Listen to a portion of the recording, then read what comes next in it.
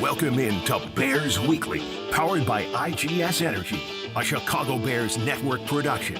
Bears Weekly is brought to you by Advocate Healthcare, Athletico Physical Therapy, CDW, Connie's Pizza, IGS Energy, and Miller Lite.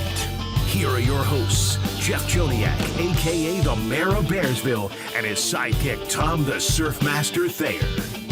Couple of days of practice, and we already see a big difference in how the Chicago Bears are going to roll this season. Hi, everybody. This is Bears Weekly on ESPN 1000 and the Chicago Bears Radio Network with Super Bowl winning Bears guard Tom Thayer.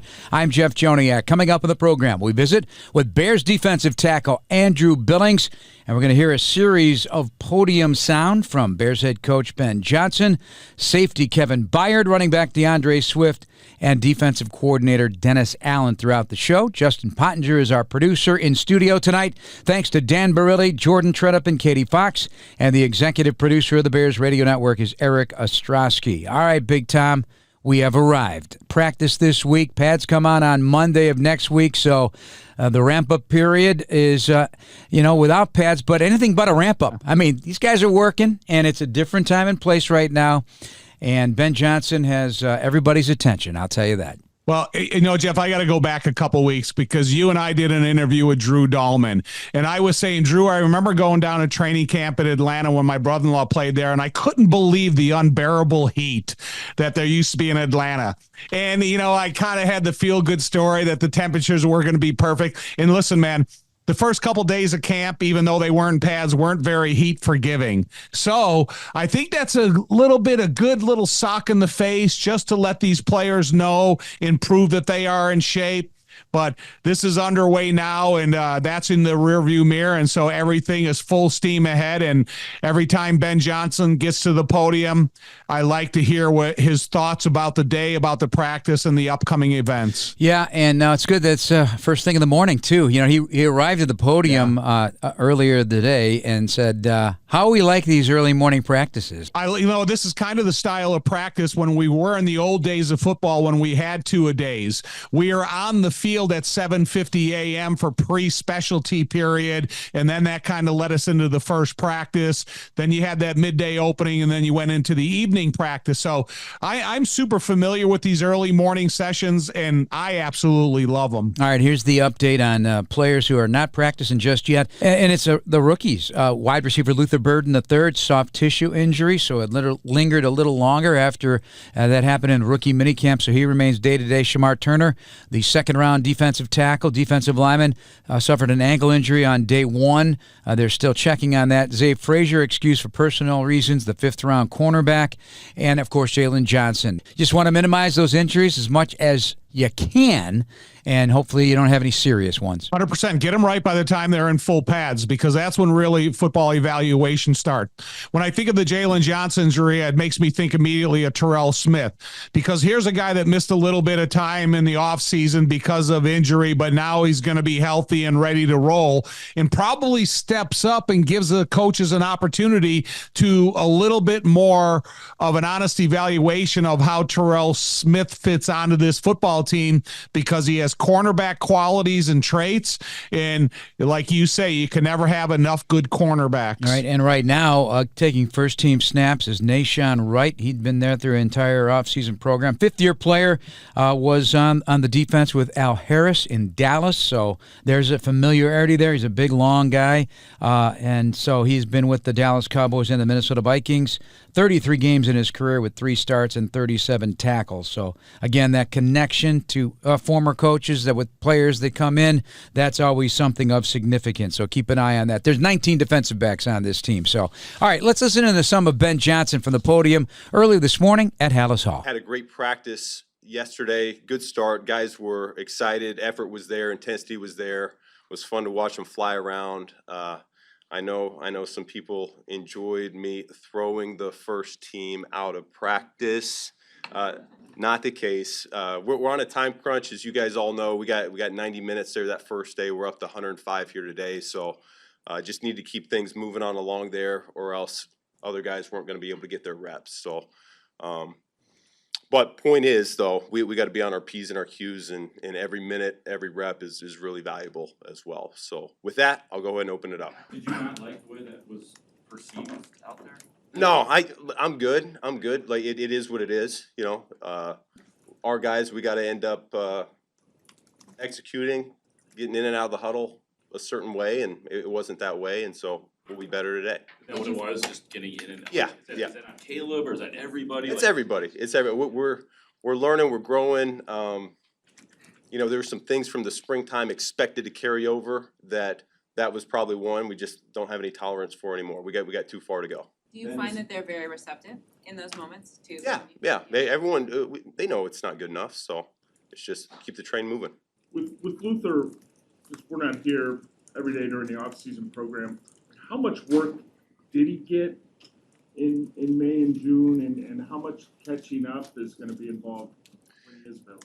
Everything that our training staff is telling us we can do physically with them, we're utilizing. I know Coach Randallell's been all over them in meetings, keeping them involved. He's being quizzed nonstop. Our quarterbacks are taking them to the side, whether it's walkthroughs on their own. So he's utilizing that time as much as he can, but there's really no substitute for full speed reps. And so the sooner we get him out there, the quicker he can carve a role for himself. Do you think it's a matter of days, weeks? Yeah, I'm hopeful it's just a few days. We're saying day to day right now. Sometimes those soft tissues you can't predict. Everyone's a little bit different. Some guys take longer than others. So, like I said, just was hopeful, and we'll keep on trucking on along. And what have you learned about your running backs? Shoot, we'll find out more once we get the pads on, but extremely coachable. Improvements on the tracks every single day. Just we're very detailed with where we want them to go. They're all about it. Coach Bieniemy's doing a phenomenal job. He's very demanding. He's one of the more demanding coaches I've been around. I think they're receptive to that type of coaching. I think Swift has done a great job. Come back from the summer. He's in great shape. He had some plays yesterday that weren't ideal. We might have had a guy unblocked in the hole, and yet he's able to extend it and make something happen beyond. So highly motivated group. I know the perception out there is that maybe it's not the most talented room in the world.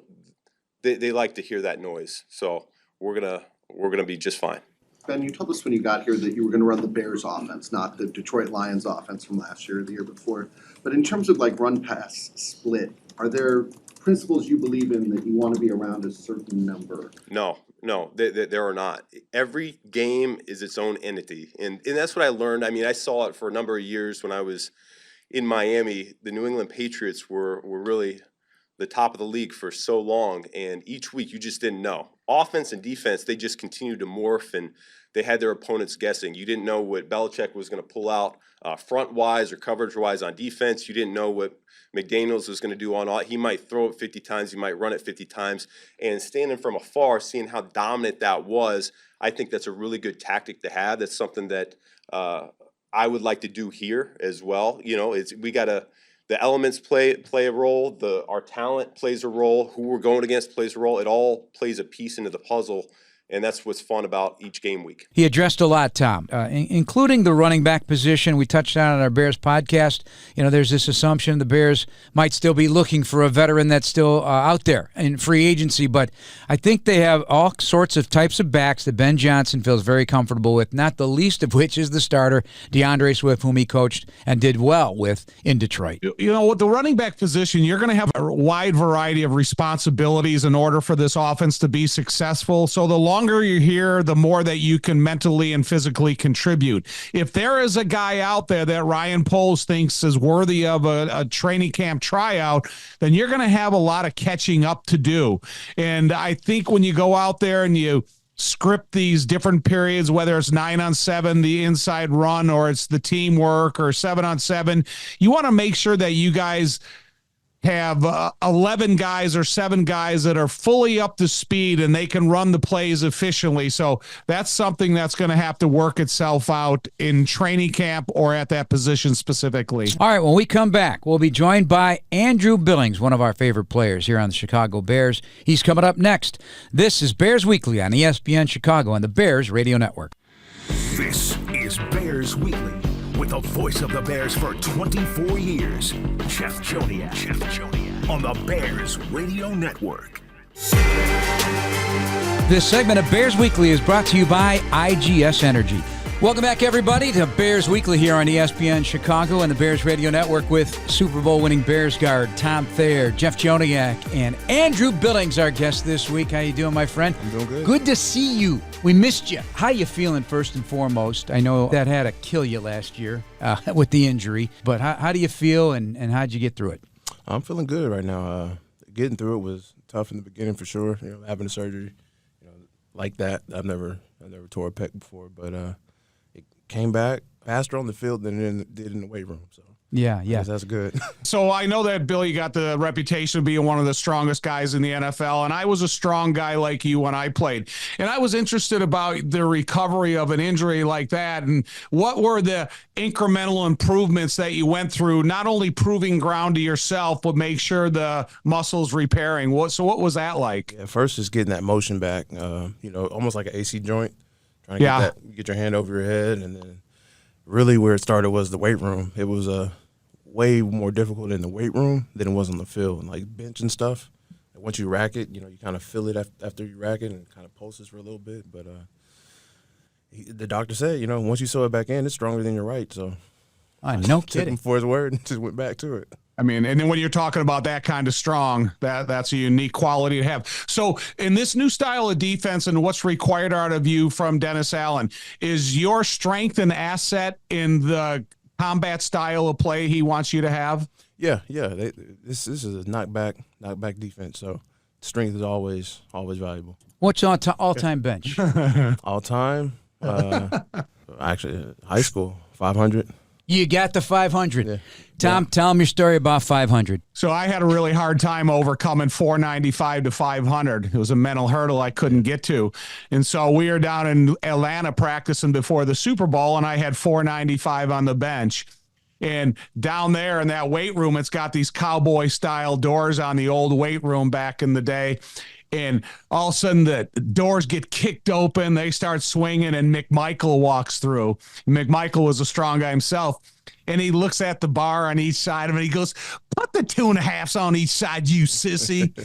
And, Bill, it's like when you talk about the gains in weight up to those levels, it is a mental hurdle in some of those weights that, you got to convince yourself that you have the capabilities of doing it. That's true. It's your brain telling you don't go down. That's right. That's how I felt in powerlifting. Your brain tells you, "Nah, don't do it. This isn't safe." You say, "Nah, I'm going to go ahead and do it anyways." New coaches in the weight room. Well, what's that change been like? And do you see guys getting a lot stronger this year in the offseason and to there? Yes. Yeah. Yes. We are definitely getting stronger. It's more Olympic, a lot more, split squats and stuff like that, and working those type of Olympic lifts, snatch and things like that. And I've felt a huge difference for myself, especially coming back from the pack. Boy, Ryan Poles told us the other day that Ben Johnson's in there doing some heavy lifting, some powerlifting style stuff, and actually making some grunts and groans during his lifting. But let's talk about defense a little bit because, I've been an offensive player my whole life, and I know when they install a new offense, the learning process is difficult because all 11 guys got to make sure they get on the same page. What is the learning process of a new defense for you, and how challenging is it? How complicated is it? And if you're a veteran, is it easier to learn? If a veteran, it's easier to learn because you have better habits. I'll say that much. But here we went on it 4 times from OTAs to now, so it's been hammered in. And when we got back here this week, it clicked. I mean, for a lot of people. So is it something that in the 6-week time period that you have off from the end of mandatory minicamp to when you report, you guys have to stay in your tablet because, offensive guys that are learning for the first time, it's mandatory to stay in your tablet. Do you have to, or does it just come back to you? No, you got to stay in your tablet. I think sometimes when you study on your own, it kind of helps because you get to make your mistakes on your own and call your coach and be like, "Hey, is this right?" And he's like, "No, that's not right," or "Yeah, that's right." So you kind of know what you have, know what you don't, and then when you get back in the building, it's just a refresh again. Andrew Billings, our guest here on ESPN 1000 of the Bears Radio Network. Tell us about some of your new teammates and some of the young guys that are going to be pushing to try to get in that rotation on the defensive line. Yeah, Grady's great. Love working with him. Weight room too. He's with me, so it's always a good lift with him. The young guys are moving. and it's clicking for them too, quicker than I've seen. And this is not the easiest defense to learn, so it's really nice. But they had their rookie minicamp, and you can tell they really went over their stuff. Yeah, Grady Jarrett's impact, I'm certain. I mean, even when he's at the podium, you could just feel his energy. And we've always enjoyed, maybe didn't look forward to facing him because we knew he's a guy you had to circle. You got to stop him in order to get things going offensively. But it's got to be kind of interesting for him because now this is your third team, but this is the first time in his 11 years that he's changing. Even in college, he never left the state of Georgia. So has he talked about that at all? And is it, or is he just the kind of personality he just fits in with everybody right away? Yeah, I mean, he's a pro, so it just fits. It fits in with the business, and he came in and was on his stuff like he's been there. So it just slid right in and went to work. Yeah. Last year when you left, team was 500. So, things were looking promising, and they missed you. They felt your presence, on that defensive line, certainly in the run game, but, you're more than that, in my opinion. How hard was that for you to sit there and not be there and seeing how it all went down in the end? Yeah, it was tough. My expectation being on IR was be on the sideline at least, but, with a pec, you can't really be around anybody. So it's sitting at home watching the game, that's a different place. Yeah, but now that's ancient history. That's the way it's got to be in the NFL. Even if you win the bundle, it's a reset of significance. Do you feel the difference in the building just from this coaching staff? It's a interestingly built coaching staff, from a 28-year-old offensive coordinator to a 69-year-old defensive. I don't know if you know that, but 28 years old to a 69-year-old linebackers coach, right? Wow. Yeah, I mean, do you feel just and some ex-players into the mix too of significance? Do you feel the change in the ways that they're going about it? Yeah, there's definitely a change. Anytime you get a coaching staff change, it's going to be a change, and the difference is drastic.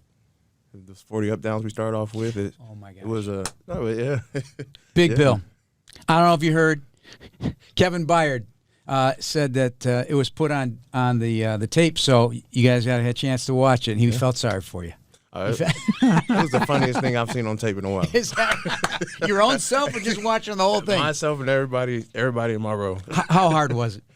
It was difficult, but it got you going in a weird way. It was like, I'm so tired. Team, okay, here we go. It's basically felt like a game. And everybody's got to do it. Alex Cook, he was released right before the start of camp to make the changes that they needed to add some veterans. Comes back, and he had to do the 40 by himself, and the whole defense gathered around him. I think it's a great story, but it's like, hey, this is what you got to go through to be one of us. Yep. And anybody who comes in from this point forward on defense will have to do the 40. Yep. I think that's all right, cool. Big Bill, I got one story, one question. So the story is every single day that I used to walk out to training camp when I was with the Bears, the first training camp I came in, we went 22 straight days of doubles, full pads every practice with conditioning and weightlifting after practice. So that's the old part. But our defense, Hall of Famers up and down the line, they had to do 50 up downs every pre-practice. And I used to walk up over the hill and down to get to the offensive line coach and going, I am so glad I'm not a defensive player because I just couldn't imagine myself doing that. And, so I did feel sorry for those. As an ex-offensive lineman, I kind of look at the talent across the ball for me, and I look at the interior defensive lineman. There's no two guys alike. I mean, you got your size and strength. You got Grady's leverage and speed. You got Javon Dexter Sr. length and stuff. You got Chris Williams. You got Ford, the whole group of guys. So when you're watching the defense kind of go through the paces in film, can you watch a guy that's not your same template and learn from him, or do you just play according to your style and your gifts? No, I watch the different guys. I do. You try it in practice. If you can't do it, all right, then that's the end of that. If you can, then use it.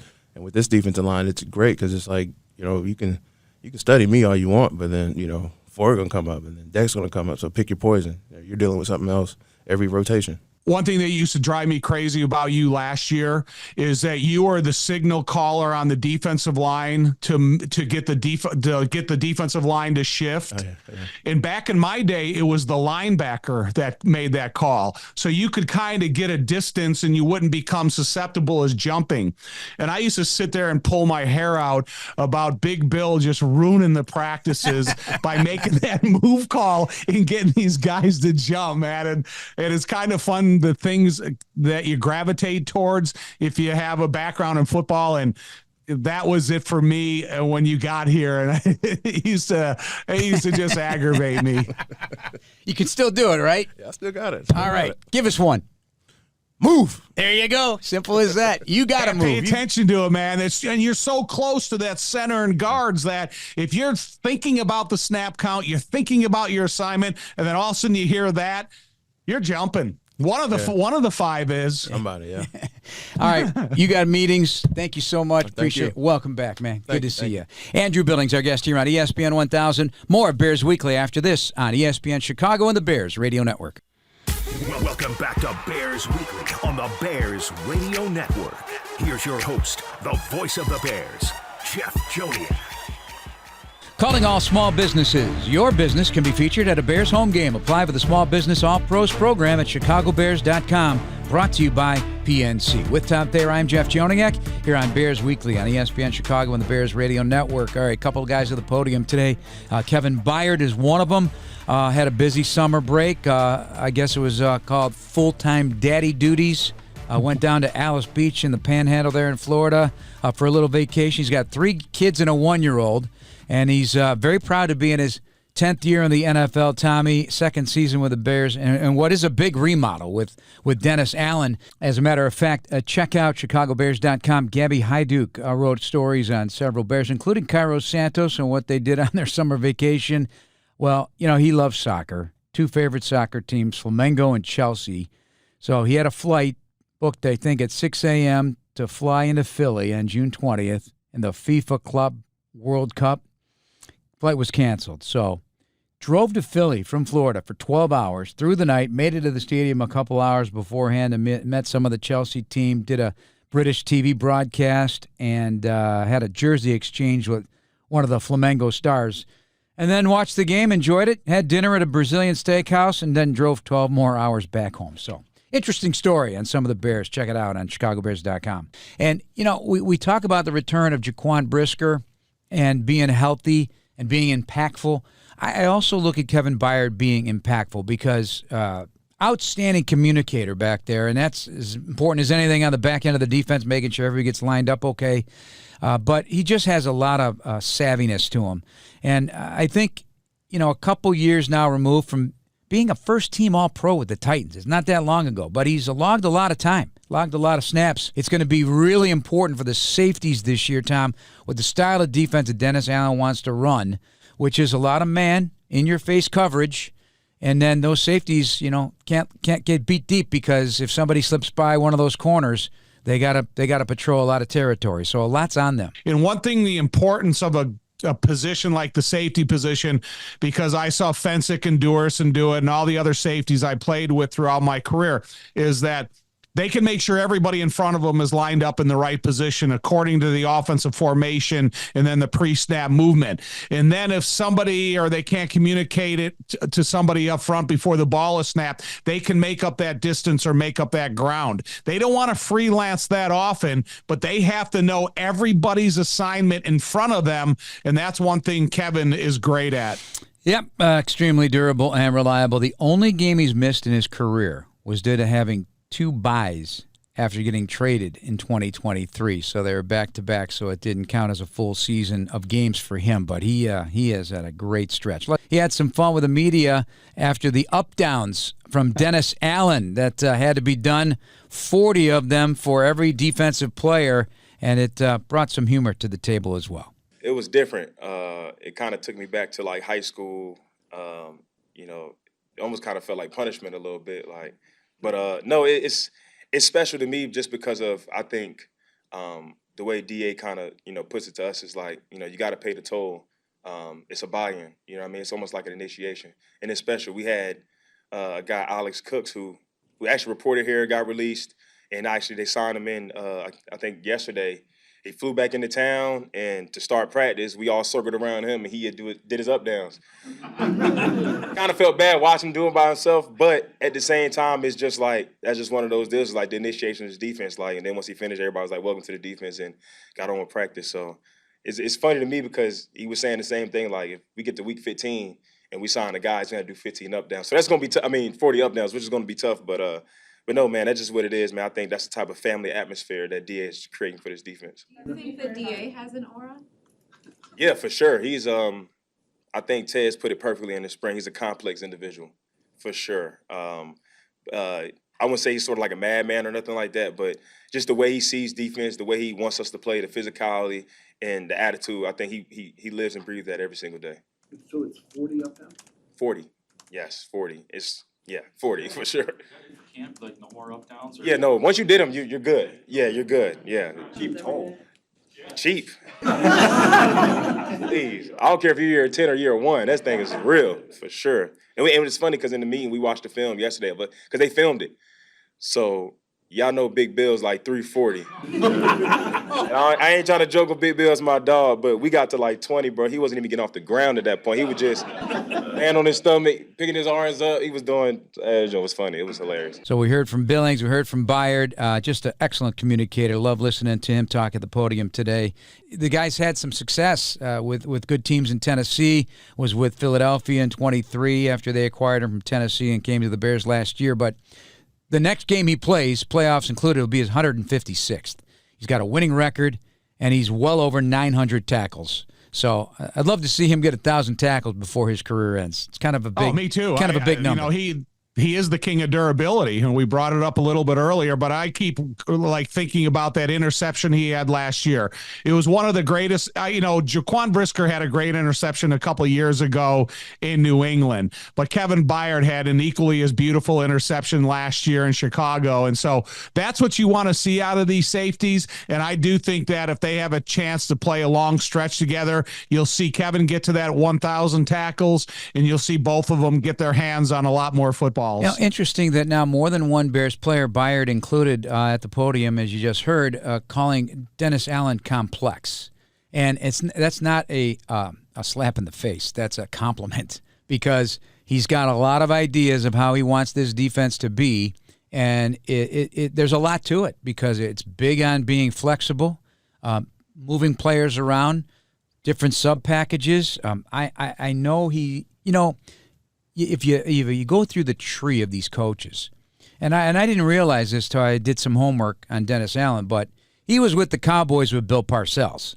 So he learned a lot from Bill Parcells and that style of defense that he'd like to put forth, and that begins with violence and intensity, number one, but just being creative and creating mismatches for the offense to deal with. You have to have a variety of your players because you're not going to have just a guy that are from similar templates. You're going to have a lot of guys, and they're going to have different frames and different abilities and the different things they can do of their strong point. Whether you're talking about first-level defensive linemen, there's a wide variety of sizes and shapes. You look at the linebacker position, there's a wide variety of speeds, sizes, shapes, and lengths. And the same thing in the defensive backfield. When you talk about Jaquan Brisker and Kevin Byard along with Kyle Gordon in the cornerback positions here, I think the more personnel that is available to our Dennis has the mental ability to put these guys and use them in fresh and in the right space.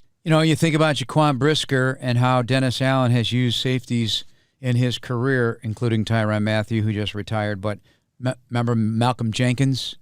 Malcolm Jenkins was a bad man at safety and deployable. I see that same ability here with Jaquan Brisker. I agree 100%.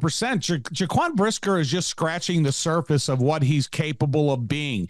Now, if everything stays according to plan in terms of his health and he stays on the field, I think he creates a tremendous upside to the back end of this defense. In the last couple of years that we would go to training camp and we would see how good the defensive backfield is, how much they chirped with the offense, but then the results they had. And I think we'll be able to see it a couple times this year when they practice against Miami and Buffalo. All right, coming up next, a big piece of the Bears' offensive puzzle. It's DeAndre Swift. We'll hear his comments from the podium at Hallis Hall earlier today. This is ESPN 1000 on Bears Weekly on the Bears Radio Network. Welcome back to Bears Weekly on the Bears Radio Network. Here's your host, the voice of the Bears, Jeff Joniak. This segment of Bears Weekly is brought to you by IGS Energy. Jeff and Tom with you on this week's edition of Bears Weekly as the Bears are now 2 practices into what is a 20-practice preseason. Can't really wait, honestly, until the pads come out. We say it every year. It's the best, especially the one-on-ones, offensive and defensive linemen. Can't get enough of that. And I think with the addition, of what they have brought in and a healthy Montez Sweat and big number 50 out there, Grady Jarrett, I think it's going to be some really impactful pass rushing, one-on-ones, and pass blocking from those interior 3 and the battle at left tackle and seeing Darnell Wright hopefully rise to a premier player in year 3. I mean, that is going to be where my eyes are going to take me every day in pads, Big Tom. Yeah, I agree 100%. And the battle on the offensive line is going to be interesting to see new offensive line coach Dan Rochard take a hold of that position and kind of use his experience and his coaching skills and turn Ozzie Trapillo, a right tackle, is just a mammoth of a guy and have him be competitive at left tackle to see what he can do with a guy that comes from the Ivy League that has all the skills mentally and physically in order to play at this level and see what he can turn Karan Amagaji into and the way Braxton Jones rebounds. And then you talked about Darnell, but the interior 3, man, Jonah, Drew, and Joe, those guys on the inside, I think that they are going to be able to increase and upgrade the learning curve of the guys that are behind them. And they'll clear out some space for a guy like DeAndre Swift. A career-high 1,345 yards from scrimmage, 6 touchdowns last year. But, he was not happy with how his individual and team success escaped them last year. Career-worst 3.8 yards per carry. He's definitely eyeballing a big change in that regard. You look at his connection to the 5.5 yards a carry when he was with Detroit and the plays that were called by Ben Johnson. I also feel as a pass catcher that Ben's utilization of him will be significant. I think in the years he was there, the 2 years, 140 targets in the passing game. So he caught, quite a few balls for Detroit. And I can see him, on these screens because Ben's all about explosives, and that doesn't mean a 50-yard bomb. It also means a 5-yard toss or a screen for 50 or 60 yards. And that's the run after the catch ability of all these weapons on the team, tight ends, backs, but DeAndre Swift's got the explosive button. Right. I mean, if you can ignite the alertness of a defensive coordinator by saying, look, when DeAndre Swift is on the field, we really have to make sure that we're responsible for him. And so that puts a linebacker or a safety in heightened alert. But that opens the opportunity for other guys on the field. So the more DeAndre Swift can do and contribute to the offense, the more opportunities he's going to open up for the other guys. However, if Caleb and the quarterbacks, they develop a good working relationship with DeAndre Swift, as you said, that yards after catch, it can be an incredible asset for this offense. And I probably as excited about him in that term yards after catch as I am any receiver on this team. Yeah, he had 431 yards after the catch in the passing game with Detroit on those 141 targets over the last over those 2 years in 21 and 22. All right, let's listen to see what Swift had to say at the podium here today at Hallis Hall. We didn't win many games last year, so if you ask anybody on the team, they probably had the same type of answers. Like I said, I don't think I produced enough to contribute to more wins, obviously. But a lot of stuff I feel like I can get better at. I'm just looking back, overall improving, just excited for the new opportunity, new year. That's all. When you talk about the frustration that you had last season, how much did that drive you on a daily basis in your training in the off season? Very little, to be honest with you. My mentality is what it is, and it's not going to change. I didn't produce how I wanted to, but I'm not going to work harder because of that. I already work hard. That's just how and that's how I always been. You know what I mean? So I got the same mindset with how I work. It sounds like the identity of the running game is still kind of forming. How do you get a feel in the early stages of camp of how it's all going to come together and what it's going to look like? Yeah, it's day 2, so it's kind of hard to get a feel, especially out there in just helmets. You know what I mean? Once we start putting pads on and start getting a feel, probably like week 2 or 3, probably get a little better feel of how everything is moving along. You always hear about receivers and the quarterback gelling and getting on the same page. What's the process like for running backs in an offensive line? And obviously, there's so many new guys here. How long does that type of thing take? Like I said, probably like next couple of weeks, as soon as we get pads on first couple of days, I know everybody gonna be excited and things like that. But just to get the timing with them guys and how they work their combos and things they gotta work through, and us being on time with them and our landmarks and our cut-ups and things like that, definitely take time, take reps. How would you describe the experience of playing for Ben Johnson? Because you have some history there, and now you're doing it again. I mean, what's it like for you being in that offense? It's amazing. It's amazing. I can't say enough how intelligent and smart he is as a play caller. Him just knowing his personnel and kind of just putting his guys in positions to succeed, and that's all across the board. So just excited to be a part of this team with him leading it. How about Eric Bieniemy? What's that experience like to have him in your ear all the time? It's good. It's good. Old school kind of coach, but me and EB got a good relationship, man. It's good working for him. Can't get past the Eric Bieniemy angle. He's an impactful voice, and he makes you want to play at your absolute best. And it's a guy who has logged a lot of NFL experience, not just as a player, but a longtime coach as well. This guy's been in the league for over 20 years. With that kind of experience, you tend to gravitate towards a coach, and you will take his hard coaching. You will. Yeah. Ex-player 30 years removed, and he still makes me nervous as a coach because I know what his requirements are for his players. And it's okay.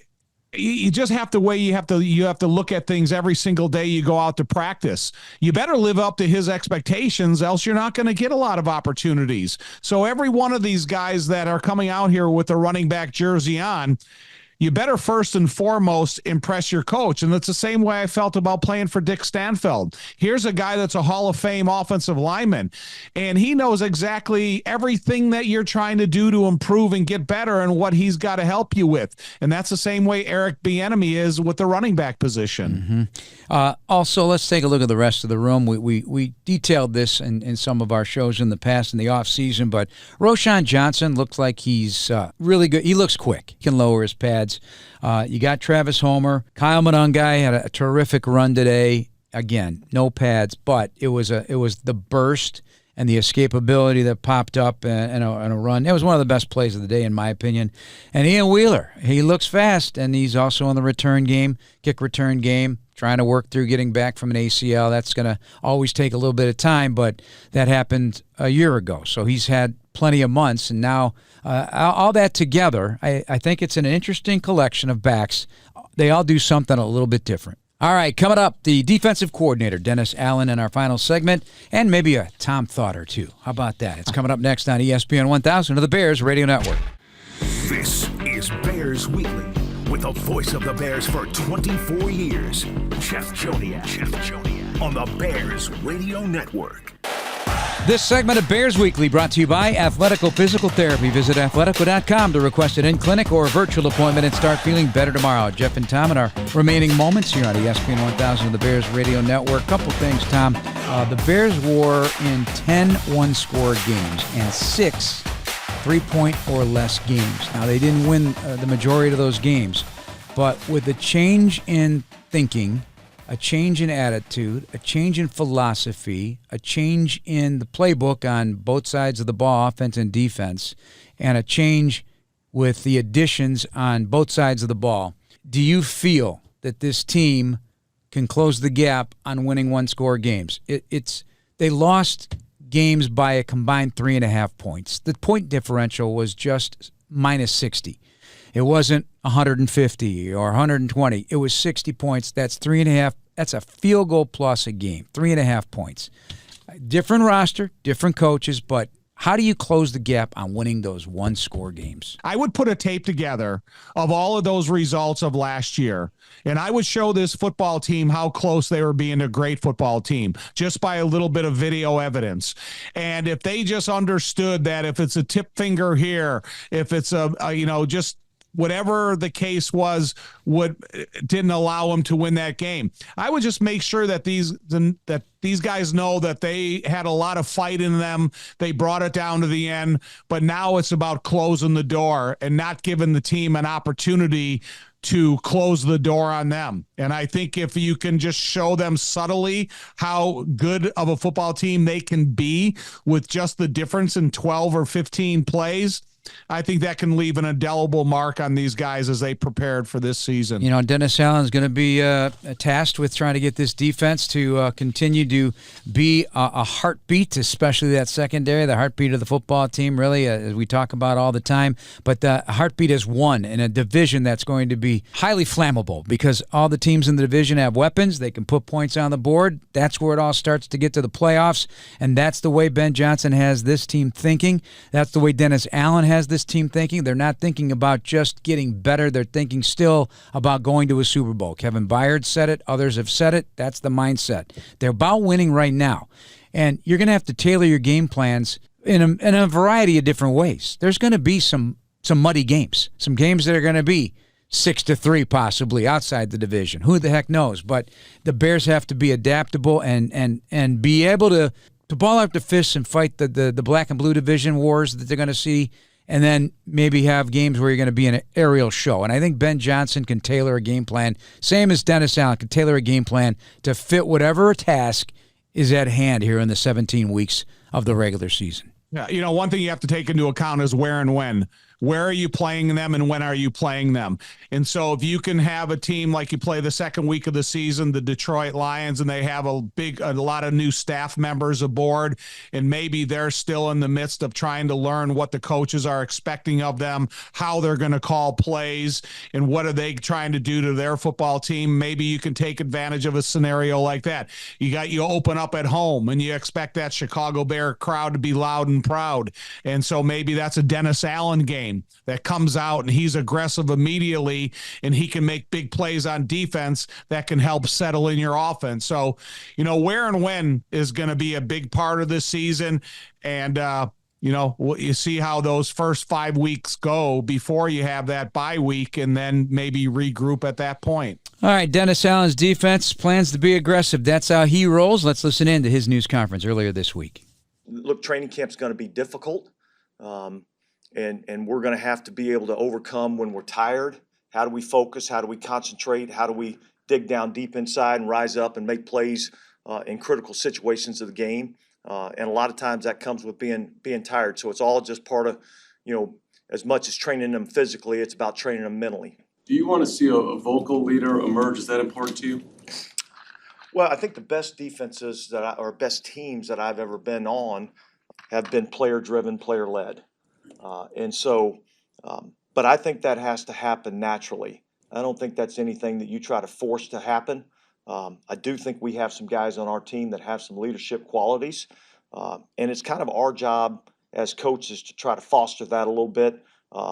Give them some freedom to make some checks, make some adjustments, see how they handle it. But I feel good about the type of guys that we have in our building. I think we have a lot of guys that love football, a lot of guys that are willing to work, a lot of guys that are willing to sacrifice for each other and for the team. And I think those are things that we're gonna need to count on throughout the course of the season. There's so much about Dennis Allen, if you reach back a little bit, like I alluded to early in the show, about being a Bill Parcells guy early on in his career.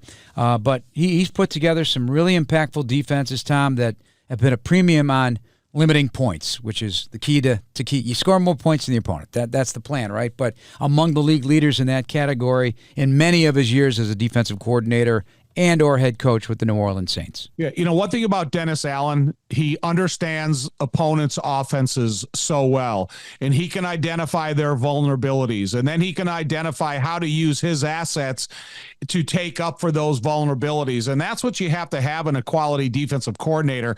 It's not only about sitting there and coaching the 11 guys on defense. It's about understanding what the opponent is trying to do to you against your defense. And so when you hear Dennis Allen talk about the podium, or Ben Johnson talks about these conversations he has with Dennis Allen, he gets an understanding of how football knowledgeable Dennis is. And I think that's the reason that he's such a quality coach at this level. And statistically, you can see it in their results. Yep. He's intense. He's detail oriented. Oh, by the way, so is Ben Johnson. It's a perfect pairing as well. A native Texan, 6 top 10 scoring defenses since 2016 and 3 in the top 5. The Saints also ranked top 10 in takeaways 5 times under Allen. The premium is on things we're familiar with here in Chicago during the Lovie Smith era, and, of course, when Matt Eberflus put a premium taking the ball away as well. So that's in the plan. All right, that's going to wrap us up. Thanks to everyone for listening. The executive producer of the Bears Radio Network, Eric Ostrowski. Thanks to Andrew Billings. And in the ESPN studios, Justin Pottinger. Our Bears producers, Dan Briley, Jordan Tredup, and Katie Fox. For Tom Thayer, I'm Jeff Joniak. This has been Bears Weekly on the radio home of the Chicago Bears, ESPN Chicago. Have a good night, everybody. Black and Abdallah are next. Thank you for listening to the Chicago Bears Network presentation of Bears Weekly, hosted by the mayor of Bearsville, Jeff Joniak, and Surfmaster Tom Thayer. Podcasts are available on the Chicago Bears official app, brought to you by Verizon and Apple Podcasts. Bears Weekly has been brought to you by Miller Lite.